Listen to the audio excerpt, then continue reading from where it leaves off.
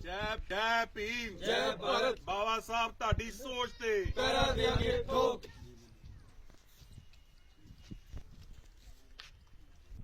जी प्रदीप जी बताएंगे जो प्रेस वार्ता की जा रही, क्या कहेंगे? जय भीम जय भारत नमो बुधाय।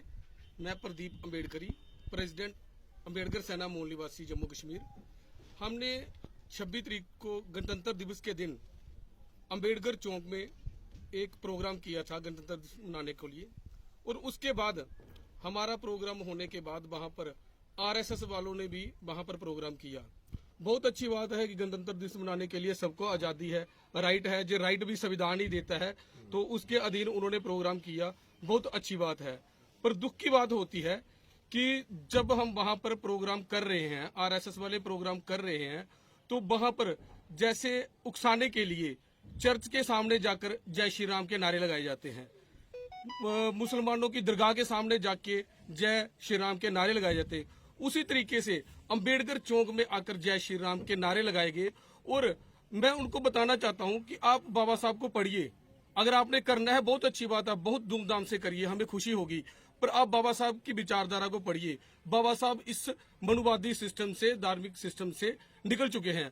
और दूसरी बात, उन्होंने जब वहां पर जय श्री राम के नारे लगाए, हमें उससे कोई आपत्ति नहीं है, पर बात यह कि एक तरफ वो गणतंत्र दिवस मनाकर मिठाइयां बांट रहे हैं, और मिठाइयां बांटते हुए एक तो संविधान के हक में बात कर रहे हैं, मिठाइयां बांट रहे हैं, और दूसरी तरफ वो उसी संविधान की धज्जियां उड़ा रहे हैं, उसके एंटी रिजर्वेशन की बात करके वो कह रहे हैं कि रिजर्वेशन जो है ये नहीं होनी चाहिए, जो कम पढ़े लिखे लोग हैं वो जाकर नौकरियां कर रहे हैं। 40% वाले जो बच्चे हैं वो SC ST या दलित दबे कुचले समाज से जो लोग हैं जिनको आरक्षण मिला हुआ है वो जाकर नौकरियां कर रहे हैं, और 99% वाले घर पे बैठे हुए हैं। पहले तो मैं यही पूछना चाहता हूं कि मुझे सिर्फ एक कोई बता दे जो 99% वाला घर में बैठा हुआ है, ऐसा कुछ नहीं है। और उसके बाद जो रिजर्वेशन की बात कर रहे हैं, हम कहते हैं जितना आपको अगर रिजर्वेशन की बात करनी है तो पहले जो सुदामा कोटा है ये क्या है, उस पर आप क्यों नहीं बोलते? सुदामा कोटा तो आपको रिजर्वेशन दी गई ना। और दूसरा, रिजर्वेशन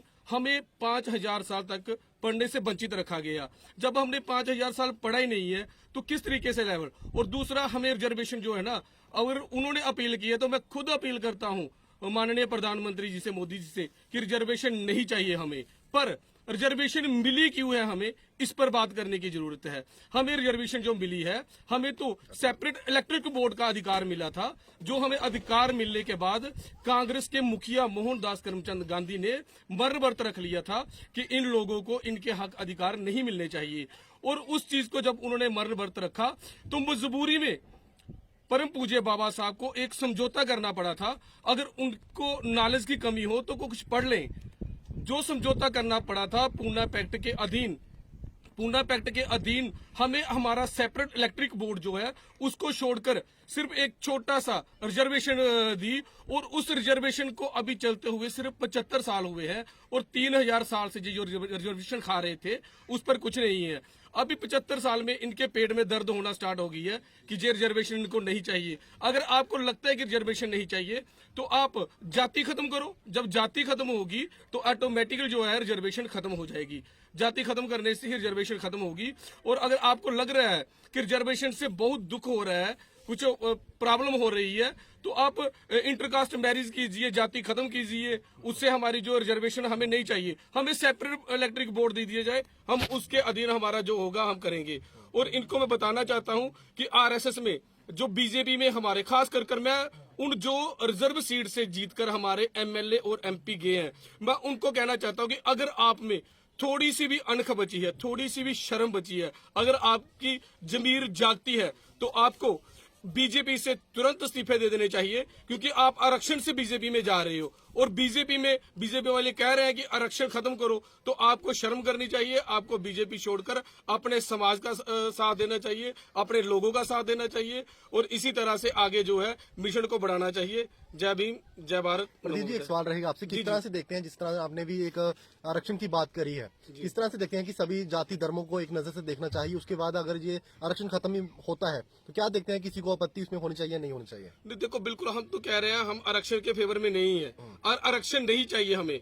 हमें जो सेपरेट इलेक्ट्रिक बोर्ड है हमें वो दे दिया जाए, हमें आरक्षण से कोई जरूरत नहीं है। और दूसरी बात है, अगर इनको आरक्षण से किसी को भी प्रॉब्लम है तो क्या है, अभी देखिए इंद्र मेघवाल है लड़का, उसका राजस्थान में एक पानी का गड़े को हाथ लगाने के कारण उसको मार दिया गया।